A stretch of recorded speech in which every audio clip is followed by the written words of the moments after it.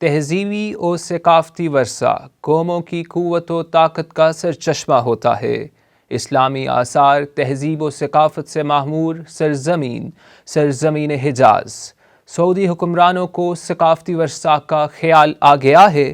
انہیں کس تہذیب و ثقافت کے تحفظ کی فکر لاحق ہوئی ہے، جانتے ہیں قاسم الحسینی کی اس رپورٹ میں۔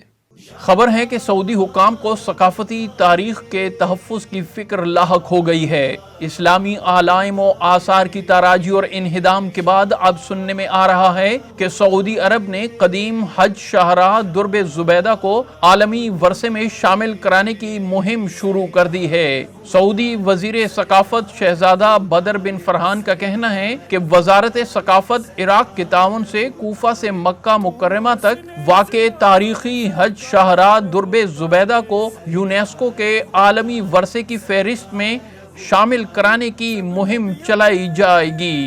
سعودی وزیر کا کہنا ہے کہ درب زبیدہ 1400 کلومیٹر طویل ہے اور یہ جزیرہ عرب کی قدیم ترین تجارتی شاہراہوں میں سے ایک ہے۔ اپنے دور میں اہم ترین حج شاہراہ بھی رہی۔ یہی شاہراہ ثقافتی تبادلہ جات کا اہم ذریعہ اور اقتصادی سرگرمیوں کے لیے ریڑھ کی ہڈی کا درجہ رکھتی تھی۔ وزیر ثقافت کا کہنا تھا کہ سعودی عرب درب زبیدہ کی ثقافتی اور تاریخی حیثیت کے احیاء کا پروگرام بنا رہی ہے۔ سعودی وزیر نے کہا کہ یہ شاہراہ عباسی خلیفہ ہارون رشید کی ملکہ زبیدہ بن جعفر سے منسوب ہے۔ نسبت کی وجہ یہ ہے کہ ملکہ زبیدہ نے اس تاریخی شاہراہ کی خدمت کے بڑے کام کیے۔ تاریخی حج شاہراہ کو ضرور محفوظ کیا جائے اور عالمی ورثہ میں بھی شامل کرایا جائے، لیکن اس بات کا جواب دینا ہوگا پوری عالم انسانیت کو کہ انہیں اسلامی تہذیب و ثقافت و مقامات مقدسہ کو منہدم کرنے کی اجازت کس نے دی ہے۔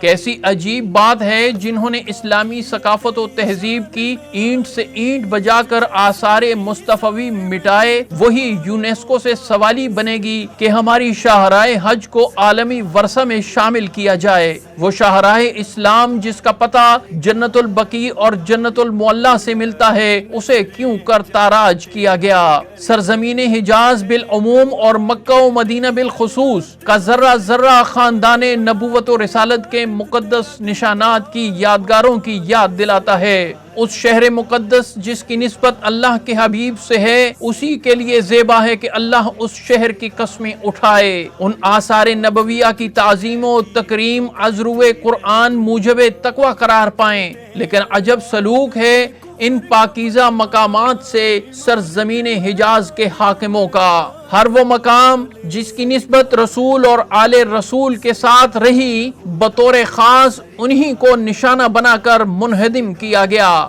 حضور اکرم صلی اللہ علیہ وآلہ وسلم کے آباء و اجداد کی قبور اور قبہ جات کو بلڈوز کر دیا گیا، مولد نبوی کو نہیں بخشا گیا۔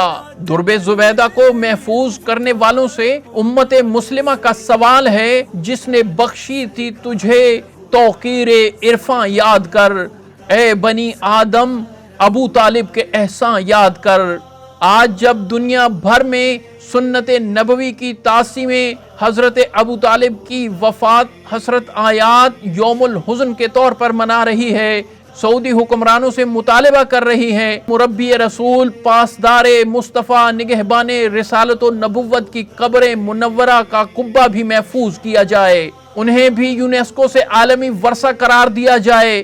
یاد رکھیں کہ 1400 سال سے فکر بولہبی آثار ابو طالب مٹانے کی ناکام کوشش کر رہی ہے، لیکن ناکامی اس کا مقدر ہے، کیونکہ نام فردوس پہ کندہ ہے ابو طالب کا، بزم لاہوت میں چرچا ہے ابو طالب کا۔ تم سمجھتے ہو بھتیجا ہے ابو طالب کا، یہ محمد تو عقیدہ ہے ابو طالب کا۔ چن لیا ساری خدائی میں خدا نے جس کو، آل عمران وہ کنبہ ہے ابو طالب کا۔ وہ جو دن رات کٹے شعب ابی طالب میں، دین اسلام پہ قرضہ ہے ابو طالب کا۔ طالب و جعفر طیار عقیل اور علی، کیسا نایاب ہے یہ مایا ابو طالب کا۔ مومن آل قریش ان کو کہا جاتا ہے، یعنی ایمان تقیہ ہے ابو طالب کا۔ مال اسلام کا پایا ہے خدیجہ کے طفیل، تابش اسلام کی صدقہ ہے ابو طالب کا۔ سراروں کا اسرار ابو طالب، سرکار ابو طالب، سرکار ابو طالب، سرکار ابو طالب، سرکار ابو طالب۔